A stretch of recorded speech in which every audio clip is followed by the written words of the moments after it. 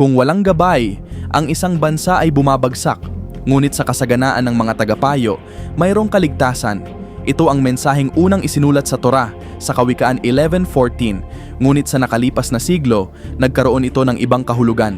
Ngayon, ang talatang ito ang naging motto ng Mossad, ang lihim na intelligence agency ng Israel, at tulad mismo ng Mossad, ang motto na ito ang sentro ng pangmatagalang pagsisikap ng Israel para matiyak ang kanilang sariling kaligtasan.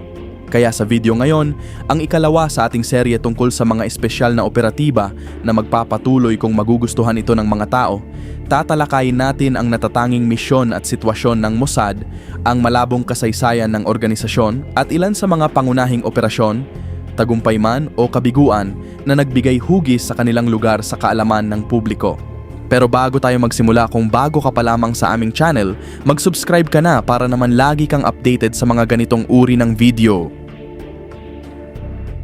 History. Ang Mossad ay itinatag matapos ang ikalawang digmaang pandaigdig, ilang sandali pagkatapos ng unang halalan ng modernong estado ng Israel at ang pagtanggap nito sa United Nations.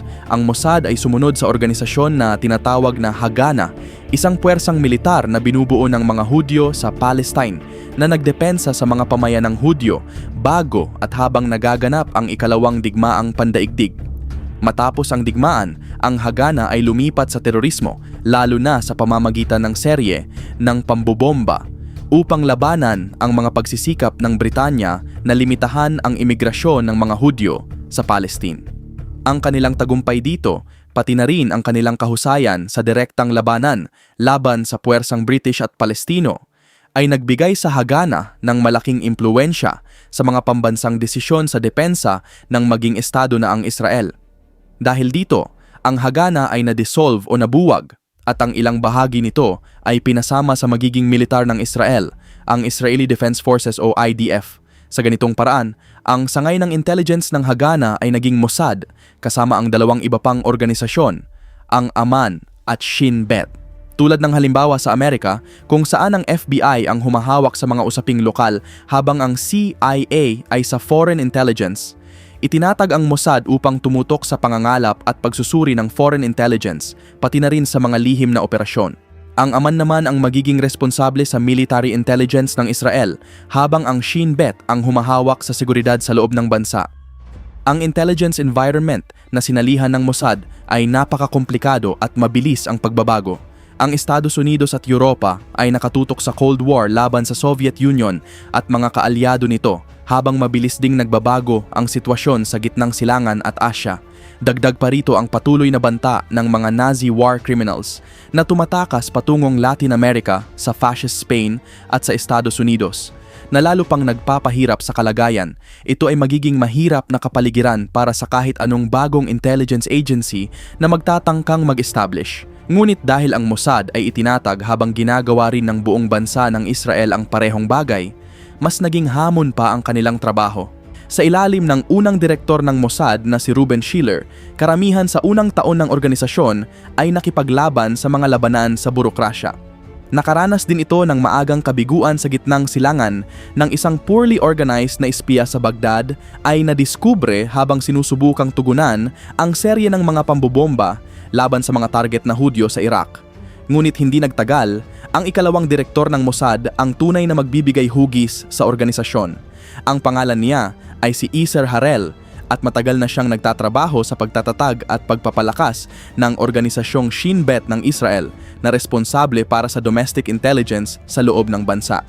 Sa kanyang 11 taong pamumuno, dinala ni Harel ang Mossad mula sa pagiging isang network ng wartime resistance at binuo ito bilang isang mahusay at lubhang delikadong global intelligence operation na tinulungan ng mga henyo sa larangan ng intelligence tulad ni Mark Braverman.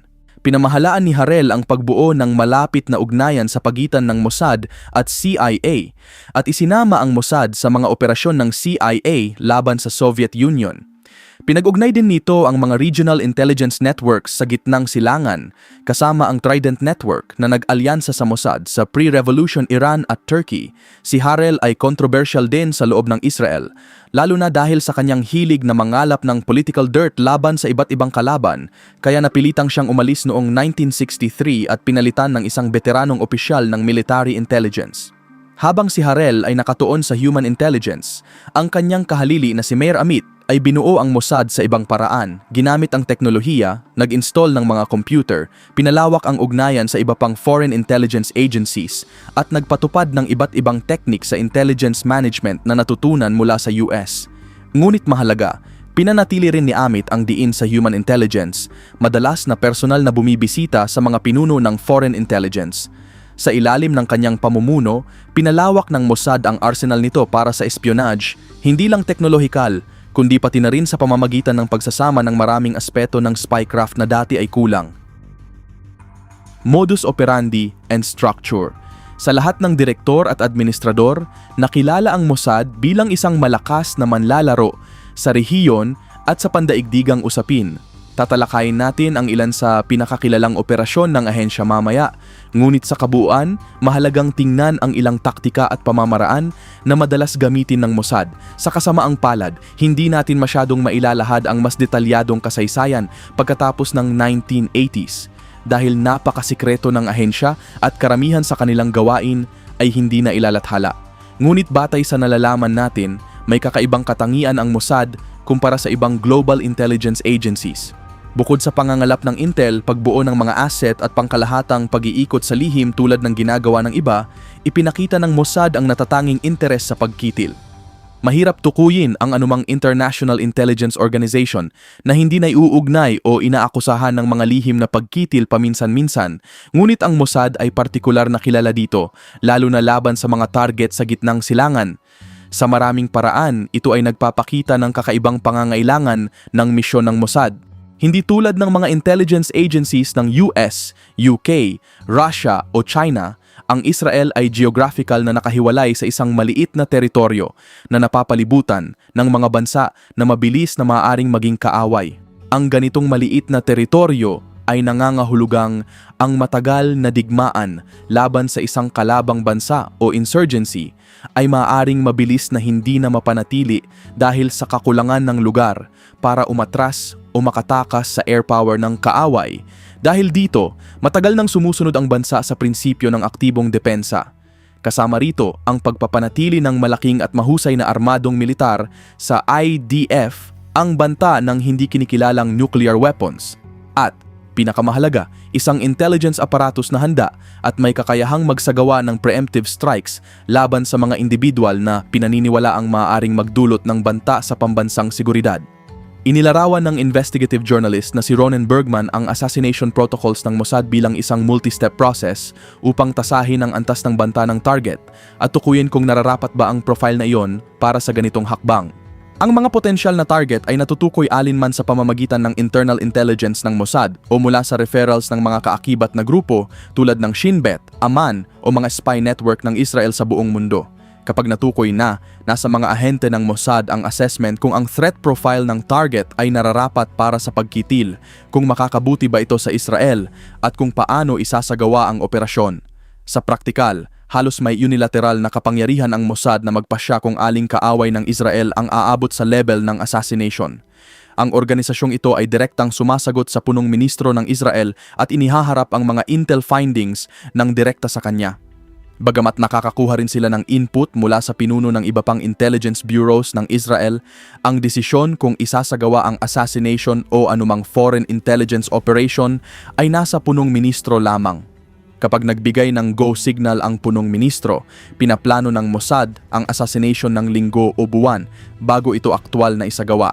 Ang kanilang target ay pwedeng sinuman mula sa mga lider politikal, siyentipiko, akademiko, mamamahayag, Arab, Westerners, Hudyo, at marami ring Palestino sa gitnang silangan. Ang operational branch ng Mossad ay tinatawag na Caesarea, na pangunahing gumagana sa mga bansang Arabo gamit ang malawak na network ng mga espiya, informant, at cooperating assets. Sa loob ng branch na ito, may espesyal na unit para sa assassinations at sabotage na tinatawag na Kidon, mula sa salitang Hebreo na bayonet. Tulad ng ibang global intelligence agencies, karamihan ng Kidon ay binubuo ng mga veteranong sundalo ng Israel, kabilang ang mga eksperto sa special operations.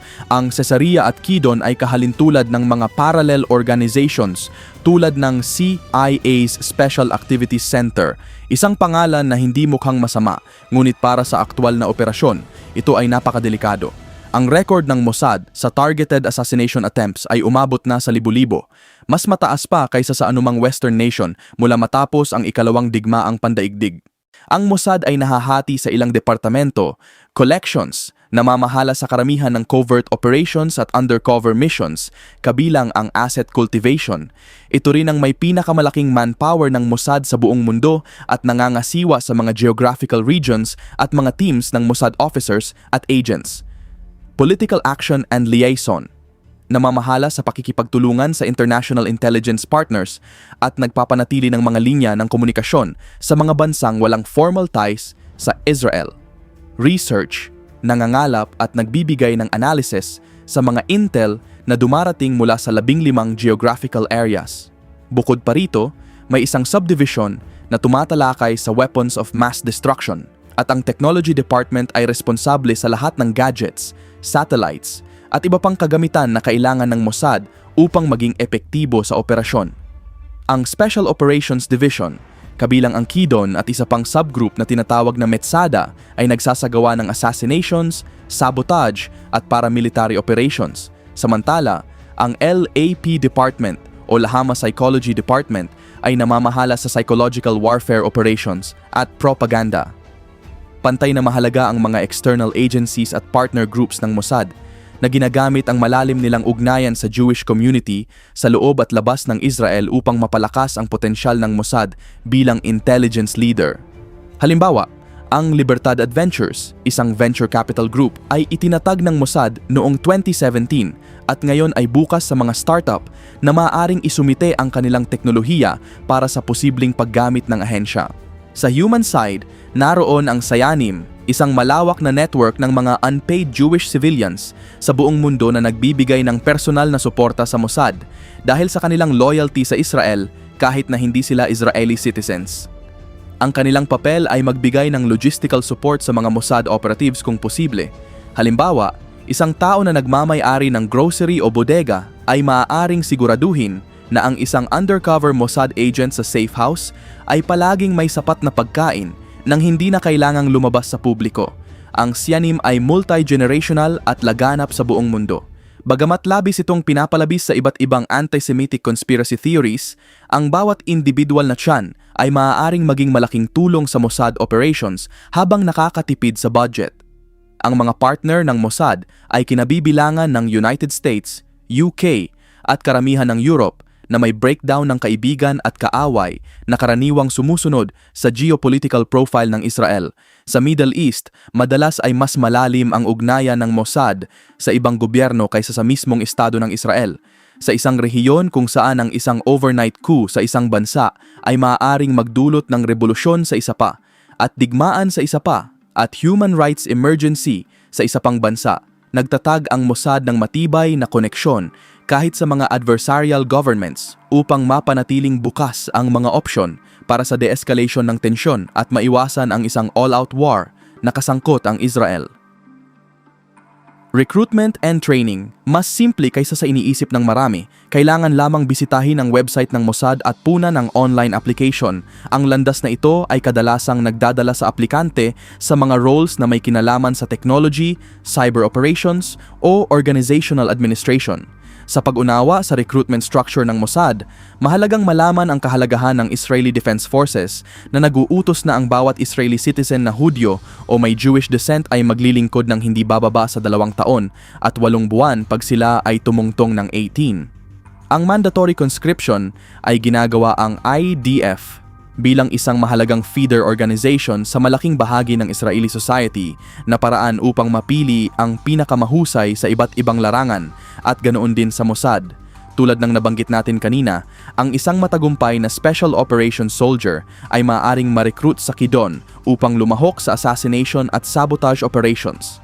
Samantalang ang isang promising intelligence officer sa ADF ay maaaring maging handler o isang sundalo na natutong mag-operate ng drones at satellites sa ADF ay maaari ring gawin ang parehong trabaho para sa Mossad sa hinaharap. Historically, mas personal ang paraan ng recruitment ng Mossad. Mas gusto nila ang referrals ng mga bagong personnel kung saan umaasa sila sa kanilang existing staff para magrekomenda ng kaibigan, pamilya at iba pang trusted associates. Paminsan-minsan, naglalabas din ang Mossad ng vague ads sa newspaper classifieds o direktang kinokontak ang mga Israeli na may security clearance sa IDF. Ang mga walk-ins sa Israeli embassies ay nangyari rin, ngunit naging mas bihira ito nang dumating ang video cameras, na nagdagdag ng panganib sa ganitong paraan, lalo na sa potensyal na hostile na environment. Kapag tinanggap na ang isang recruit sa Mossad, kailangan nilang mag-train para sa kanilang bagong papel. Bagamat marami sa training regimen ng Mossad ay hindi kilala sa publiko, ang nalalaman natin ay nagpapakita ng isang rigorous na proseso na malamang may mataas na failure rate. Pagkatapos ma-establish ang kanilang candidacy, ang recruit ay kailangang dumaan sa iba't ibang tests at in-depth psychological analysis, kabilang ang masusing pagtatanong tungkol sa lahat ng aspeto ng kanilang personal na buhay. Pagkatapos nito, papasok sila sa pre-screening program na may mataas na stress exercises at simulations kung saan sila ay sadyang hindi sinasabihan kung matagumpay o hindi at sadyang pinapahirapan o pinapaisip na insecure ng mga instructors sa buong programa. Ang mga recruits na makakayanan ang takot at anxiety ng intelligence work na nagpapakita ng mabilis na pag-iisip, mahusay na interpersonal skills at integridad sa Mossad, pati na rin ang kakayahang harapin ang solitary nature ng trabaho ng Mossad agents ay inililipat sa proper training program. Ang mga hindi makakayanan ay pinapauwi. Hindi natin masasabing tiyak ang lahat dahil napakaliit ng nalalaman natin tungkol sa training program ng Mossad at mas kaunti pa ang alam tungkol sa mga particular na instruction para sa isang role sa ahensya. Ngunit kung ang pre-screening process ay sadyang nilikha para sa failure at mataas na attrition rate, malamang ang actual training ay mas grueling pa. Famous operations. Ngayon, kung susubukan nating talakayin ang bawat Mossad operation na alam natin, aabutin tayo ng buong araw at iyon pa lamang ang maliit na bahagi ng mga operasyon na lumabas sa publiko. Pero pwede nating tingnan ang ilang pinakamalalaking tagumpay at pagkabigo ng Mossad upang magkaroon ng ideya kung ano ang estilo ng kanilang operasyon. Sa lahat ng secret missions ng Mossad, walang kasing kilala gaya ng pagdakip kay Adolf Eichmann, isang Nazi, na isa sa mga pangunahing architect ng Holocaust kasama si Reinhard Heydrich. Matapos makatakas si Eichmann mula sa detention camp at tumakas sa pamamagitan ng Nazi rat lines patungong Latin America, isang grupo ng Holocaust survivors at private Nazi hunters ang naghanap sa kanya upang dalhin sa hustisya sa tulong ng Mossad. Tulad ng ibang sayonim, ang mga Nazi hunters na ito ay naging instrumental sa Mossad operations. Nang makahanap sila ng lead na nagturo sa Buenos Aires, Argentina, isang Mossad team sa ilalim ni Malcolm Braverman ang nagpatuloy. Matapos ang ilang linggo ng investigasyon, surveillance, at pagtatangka na makipag-ugnayan sa gobyerno ng Germany para sa extradition, sa huli ay nahuli mismo ng Mossad si Eichmann. Siya ay ininterrogate ng 9 na araw sa isang safe house sa Argentina kung saan isa sa pangunahing layunin ng Mossad ay matukoy si Nazi Dr. Joseph Mengele. Pagkatapos, siya ay sinadya at dinala pabalik sa Israel sa isang commercial airline na katago bilang isang pasyenteng may sakit. Nang ipahayag ng Israel ang operasyon, nagulat ang Argentina, ang United Nations, pati na ang CIA at iba pang interesadong partido sa buong mundo. Ngunit hindi ito naging hadlang. Sa huli, si Eichmann ay napatunayang guilty sa 15 kaso ng crimes against humanity at iba pang malalaking paglabag at siya ay tinapos sa pamamagitan ng pagkitil. Ngunit bihira lamang na nais ng Mossad na malaman ng mundo ang kanilang mga assassination attempts. Karaniwan, ang realidad ay malayo sa publiko. Halimbawa, tingnan natin ang kaso ni Palestinian Fadi al-Batsh, isang miyembro ng nationalist military group na Hamas. Noong 2018, siya ay kinitil sa kalye ng Kuala Lumpur ng 2 lalaki sa motor na pinaputukan siya at naglaho sa lungsod. Bagamat malinaw na itinanggi ng Israel ang anumang involvement, lumabas ang mga alegasyon na si al-Batsh ay nagtatrabaho sa pagpapabuti ng accuracy ng rockets na inilulunsad ng Hamas laban sa Israeli targets. Nakilala ang motorbike attacks bilang hallmark ng Mossad's assassination teams kahit na malinaw naman na ibang opinyon ang sasabihin ng Mossad. Isang kakaibang assassination attempt ang umani ng headlines sa ibang dahilan. Noong 1997, sinubukan ng Mossad agents na kitilin ang isang Hamas representative na si Khaled Mashal na nag-disguise bilang mga Canadian tourists. Ininject ng mga ahente ang toxin sa katawan ni Mashal sa pamamagitan ng kanyang tainga habang siya ay nasa Jordan na nagdulot ng medical emergency. Ngunit mabilis silang nahuli ng Jordanian authorities at ilan pa ang natrap sa Israeli embassy na nagdulot ng hostage crisis. Sa huli, napilitang makipagkasundo ang gobyerno ng Jordan sa Israel. Isang doktor ang pinadala at nag-administer ng antidote kay Mashal, kapalit ng kalayaan ng Mossad agents.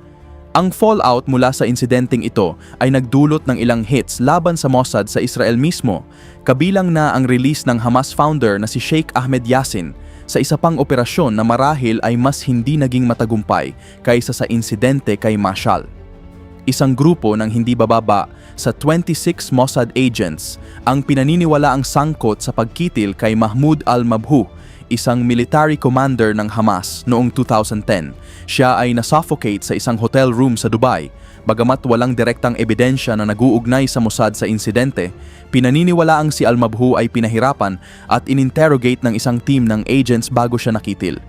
Ang impormasyon tungkol sa mga suspected agents at kanilang international passports ay kalaunan ay nailathala.